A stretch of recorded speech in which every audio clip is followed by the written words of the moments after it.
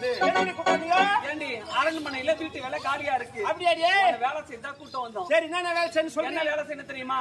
காலையில ஏஞ்சோடனே சாணம் போடணும். ஏய் நான் காலையில எங்க சாணம் எல்லாம் போட மாட்டேன்.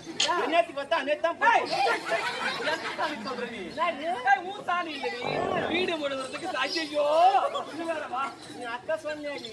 ஆமாண்டி தெளிவா சொல்றீ. அது மட்டுமல்ல ஏண்டி நல்லா இன்னொன்னு கேட்டுக்கோ. 10 பாத்திரம் தேய்க்கணும்டி. ஏய் நான் 10 தான் தேய்ப்பேன். 11 12 எல்லாம் தேய்க்க மாட்டேன்.